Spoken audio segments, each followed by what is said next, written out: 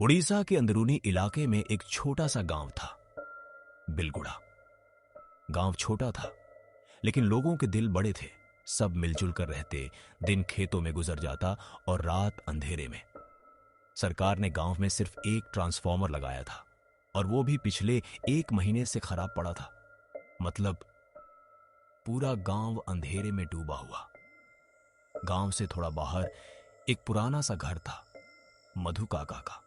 काका, आजकल तबीयत कैसी चल रही है आपकी? बस बेटा, बूढ़ा शरीर है।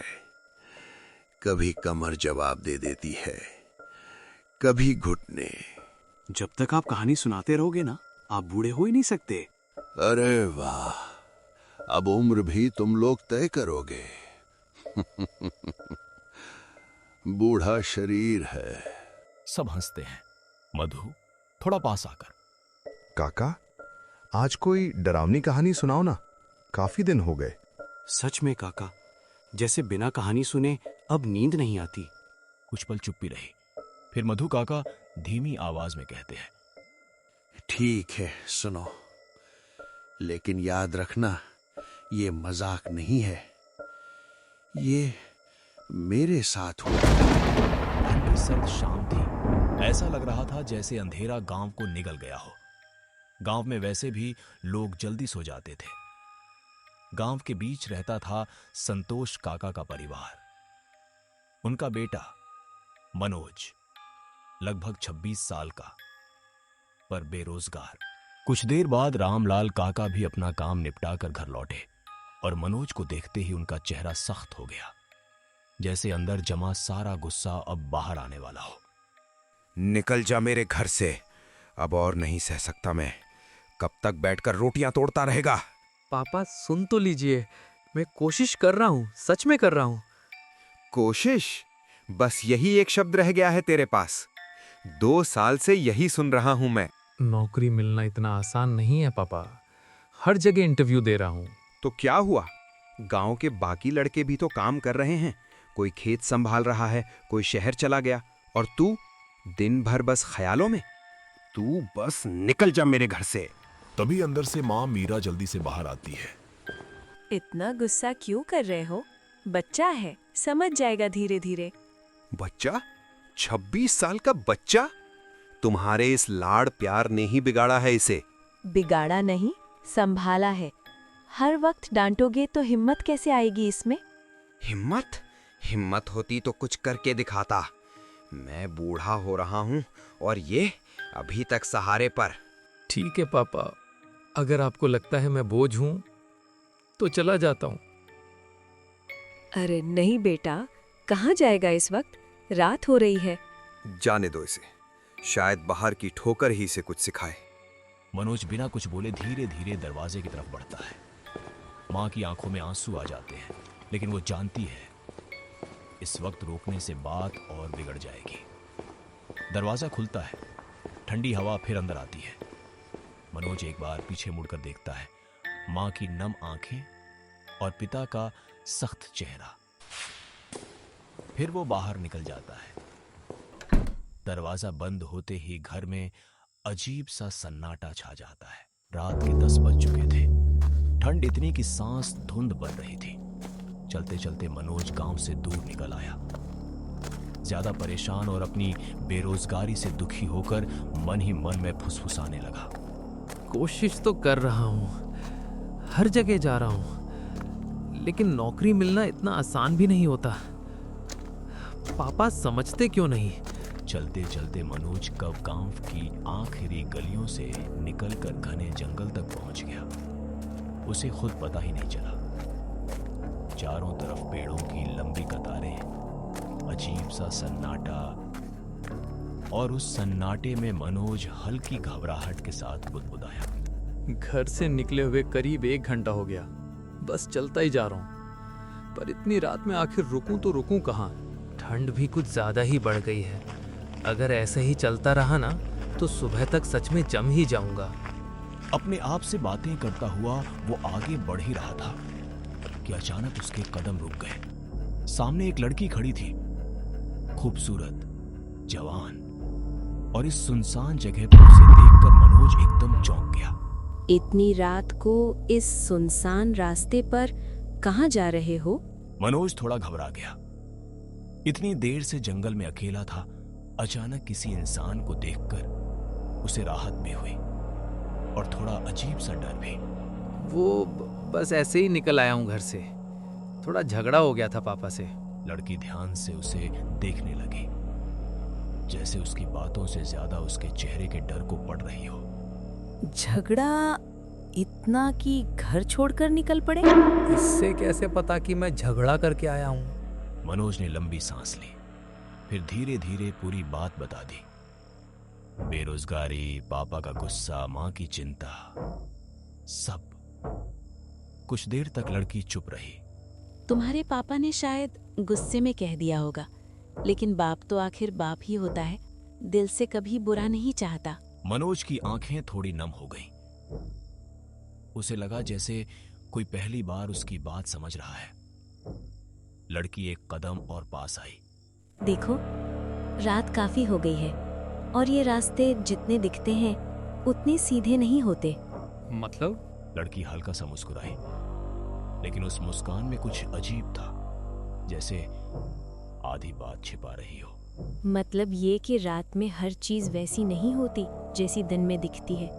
कुछ आवाजें, कुछ परछाइयां, बेहतर है उनसे दूर ही रहा जाए। मनोज के रोंगटे खड़े हो गए। तुम डराने की कोशिश कर रही हो क्या? डराने की नहीं, समझाने की। चलो मेरे घर, पास ही है। रात भर रुक जाओ, सुबह जहाँ जाना हो चले जाना। मनोज थोड़ा हिचकिचाया।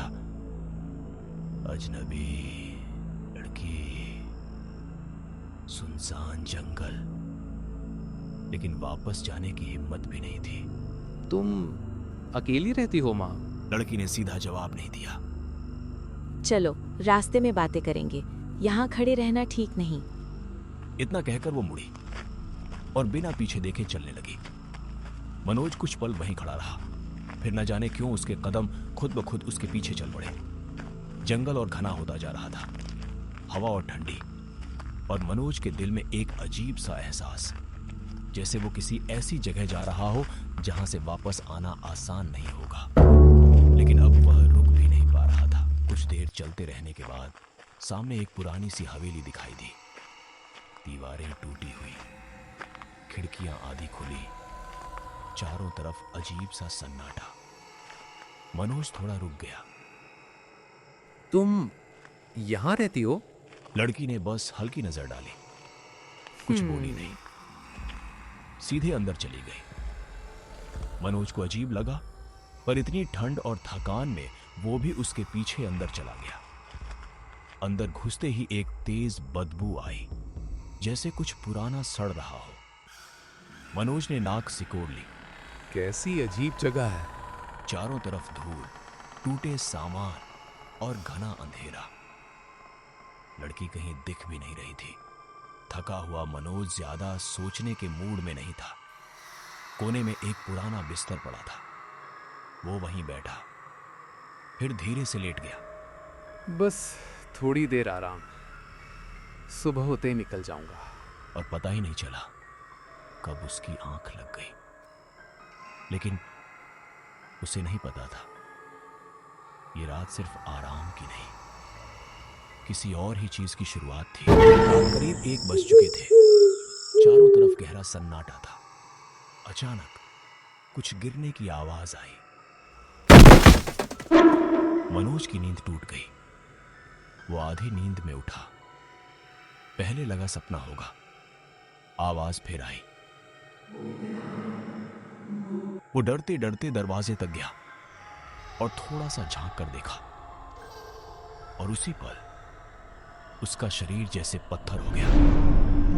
सामने 3 डरावने पिशाच खड़े थे। वो आपस में झगड़ रहे थे। पहला पिशाच, उसका दिल और सिर मैं ही खाऊंगी। नहीं, पहले मैंने देखा था, मैं खाऊंगा। तभी मनोज की नजर उस लड़की पर गई जो लड़की उसे यहां लाई थी। लेकिन अब वो लड़की नहीं थी। उसके बाल बिखरे हुए थे, चेहरे पर अजीब डरावनी मुस्कान। वो चुड़ैल बन चुकी थी। वो मुस्कुरा के बोली, अरे लड़ो मत, इतना अच्छा शिकार है, सबको हिस्सा मिलेगा। अचानक चुड़ैल की नजर उसकी तरफ घूमी। मनोज का गला सूख गया। वो पलटा, पूरी ताकत से दौड़ पड़ा। पीछे से हंसी, गुर्राने की आवाज, तेज कदमों की आहट। उसका दिल ऐसे धड़क रहा था जैसे अभी बाहर आ जाएगा। वो रुका नहीं, बस भागता ही गया और अंधेरे में हवेली पीछे छूटती चली गई। हवेली से बाहर निकलते ही अंधेरा और घना लगने लगा। मनोज तेज तेज सांस लेता हुआ भाग रहा था। अचानक सामने वही चुड़ैल खड़ी थी। कहाँ जाओगे मनोज इतनी रात को? इतनी जल्दी भूल गए मुझे?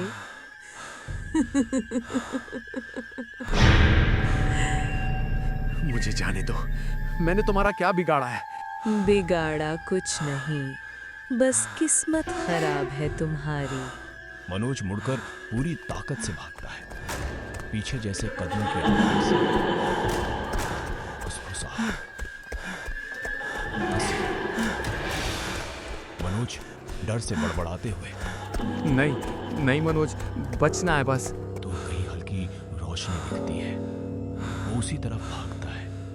कुछ देर बाद वो एक छोटे गांव के किनारे पहुंच चुका था। रोशनी, कुत्तों के भौंकने की आवाज और चुड़ैल की हंसी अब पीछे छूटती हुई। मनोज गांव के अंदर घुसकर जोर जोर से चिल्लाया, बचाओ, कोई है क्या? बचाओ! उसकी आवाज सुनकर एक बूढ़ा डंडा लेकर घर से बाहर निकला। क्या हुआ? ऐसे क्यों कांप रहा है? पागल हो गए हो क्या? मनोज कुछ नहीं कहता। तभी बूढ़ा आदमी कहता है, लगता है तुम काफी थके हुए हो। आओ अंदर आओ, पहले आराम कर लो। बूढ़ा आदमी फिर पूछता है। मनोज जल्दी जल्दी सब बता देता है। बूढ़ा कुछ देर चुप रहा, फिर धीमे बोला, तू जिंदा लौट आया, बड़ी किस्मत है तेरी। वो हवेली और वो लड़की इंसान नहीं थे, शैतानी साए हैं जो रात में भटकने वालों को पकड़ते हैं। मनोज का गला सूख गया। तभी दरवाजे पर दस्तक, बाहर से आवाज, बेटा दरवाजा खोल, घर चल। मनोज चौंक गया। ये तो पापा की आवाज है। बूढ़ा तुरंत सख्त आवाज में कहता है, दरवाजा मत खोलना, जो बाहर है वो तेरे पापा नहीं है। लेकिन मनोज का दिल मान नहीं पाया। उसने दरवाजा खोल दिया। बाहर सच में पापा जैसे ही दिख रहे थे। चल बेटा, बहुत ढूंढा तुझे, घर चलते हैं। पापा, आज मैं मरते मरते बचाऊं। हाँ मुझे पता है, पहले घर चल बेटा, वहीं आराम से बात करेंगे। मनोज के दिल को राहत मिली। मनोज चुपचाप उनके साथ चल पड़ा। थोड़ी दूर जाने के बाद अचानक मनोज के कदम रुक गए। मनोज बोला, मैंने तो बाबा को बताया ही नहीं कि मैं कहाँ रहता हूँ। फिर पापा मुझे यहाँ कैसे ढूंढ लिए? वो अपने पापा से पूछने ही वाला था। अचानक पीछे से भारी डरावनी आवाज आई, अब कहाँ जाएगा?